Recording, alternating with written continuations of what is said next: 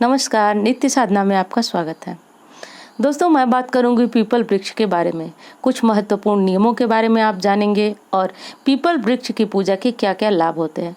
आप सभी ये तो जानते हैं कि पीपल वृक्ष की पूजा करने से आपके शनि प्रसन्न होते हैं, शनि ग्रह मजबूत होता है। लेकिन दोस्तों, एक बहुत महत्वपूर्ण बात है कि यदि आप धन संबंधी समस्या से बहुत अधिक जूझ रहे हैं, जीवन में आपने बहुत सारा व्रत किया, पूजा पाठ सब कुछ किए और अब तक आप निर्धन हैं, तो निर्धनता एक समाज में बहुत बड़ा अभिशाप है। जैसा कि आप सभी जानते हैं कि ये समाज जो है अर्थ प्रधान है।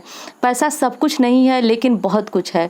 पैसे के बिना जीवन में बहुत सारी समस्याएं आती हैं और हम उसमें बहुत अधिक डूब जाते हैं। किसी के पास बहुत ज़्यादा कर्ज है, तो किसी के पास जो है अपना जीवन गृहस्थी चलाने के लिए धन भी नहीं है।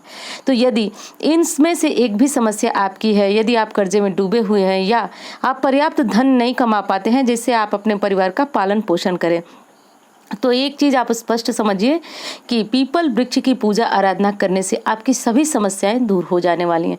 धन संबंधी समस्या भी और शनि जनित जो पीड़ा है, कष्ट है, उससे भी आपको मुक्ति मिल जाएगी। तो अब करना ये होगा आपको कि पीपल वृक्ष में जो भी आप पूजा आराधना करें वो नियमों के अनुसार करें। जैसा कि आपने यदि गीता को कभी पढ़ा होगा तो आप जानते होंगे कि भगवान श्री कृष्ण ने स्वयं कहा है कि वृक्षों में मैं पीपल हूँ, महीनों में मैं अगहन हूँ। यानी कि आपके घर के मंदिर में देवता वास करते हैं या नहीं ये तो नहीं पता है, लेकिन ये जरूर पता है कि आपके पीपल वृक्ष में आप जहाँ भी पूजा करेंगे वहाँ शनिवार के दिन लक्ष्मी नारायण का वास होता ही होता है।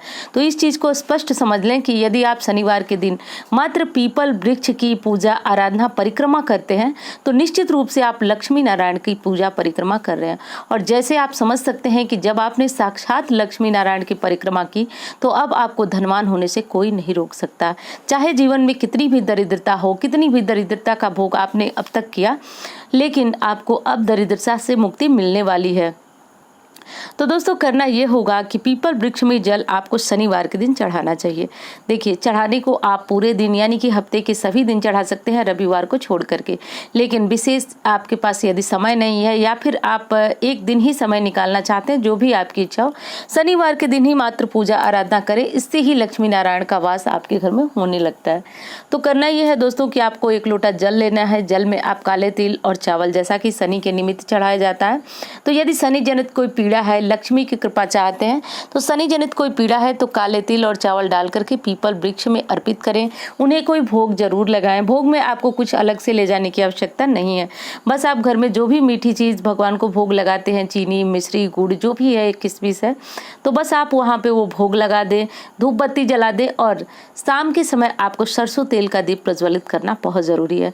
देखिए, बहुत सारे लोग घी का दीपक जलाते हैं, लेकिन सही विधि, सही तरीका है पीपल वृक्ष में सरसों के तेल का दीपक जलाने से ही आपको विशेष लाभ होता है। चाहे ये दीपक आप लक्ष्मी प्राप्ति के लिए जलाएं, चाहे ये दीपक आप शनि दोष के लिए जलाएं, तो हर तरह से लाभदायक होता है पीपल वृक्ष में सरसों के तेल का दीपक जलाना। तो ये काम आप अवश्य कर लें।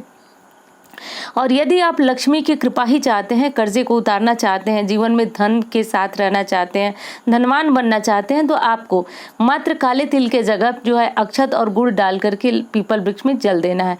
मंत्र आप लक्ष्मी जी का जो भी जपते हैं जप सकते हैं। विष्णु जी का मंत्र जप सकते हैं, ओम राम राम रामेति रमे रामे मनोरमे सहस्त्र नाम तत्तुल्यम राम नाम वरानने। ये जो मंत्र मैं बोल रही हूँ वो आपको डिस्क्रिप्शन में या फिर वीडियो के नीचे लिखा हुआ मिल जाएगा, तो आप उसको बोल सकते हैं।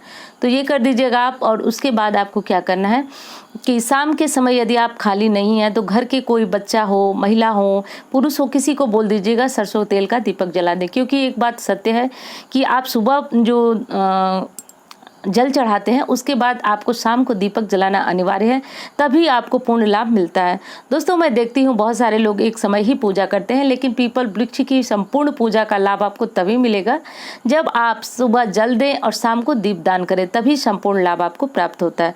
अब दूसरे नियम की बात करें तो पीपल वृक्ष में जल देने के लिए जब आप किसी पात्र का चुनाव करें तो उस समय ये ध्यान दें कि आप तांबे के पात्र का चुनाव बिल्कुल न करें। आप स्टील का लोटा ले सकते हैं, लोहे का लोटा ले सकते हैं। लोहे का लोटा बाजार में मिलने में हो सकता है आपको समस्या आए, तो स्टील में भी लोहे का अंश माना जाता है, तो उस लोटे से भी आप पीपल वृक्ष में जल चढ़ा सकते हैं। तांबे के लोटे से भूलकर जल न चढ़ाइएगा, क्योंकि शनि और सूर्य आपसी दुश्मनी रखते हैं, बैर रखते हैं, और आप जानते हैं कि तांबा सूर्य की धातु है, इसलिए आप ये काम बिल्कुल भी ना करें। सरसों का तेल का दीपक आपको सुबह भी चाहें तो जला सकते हैं, और शाम को तो अवश्य जलाना चाहिए। बहुत सारे लोगों का प्रश्न होता है कि शाम को पीपल वृक्ष में जल दे सकते हैं या नहीं, तो क्या करना चाहिए? तो देखिए, शाम को सिर्फ और सिर्फ दीपदान किया जाता है। जल देने का समय जो है वह पीपल वृक्ष में शनिवार को 8 बजे तक आप कर सकते हैं। और अगला नियम बता दूं तो सुबह में आपको पूर्व दिशा की तरफ मुख करके पीपल की पूजा करनी चाहिए, और शाम को जब आप दीपदान करें तो पश्चिम मुखी होकर के दीपदान करें।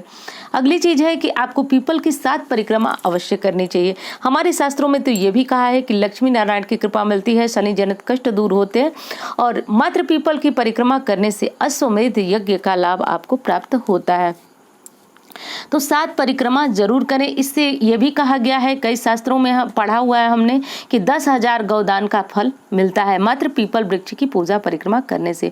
और मिले भी क्यों नहीं, आप जानते हैं कि पीपल पे 33 कोटि देवी देवताओं का वास होता है, हमारे पितरों का वास होता है, तो इसलिए पीपल की पूजा तो जीवन में अनिवार्य है और आप सभी को अवश्य करना चाहिए।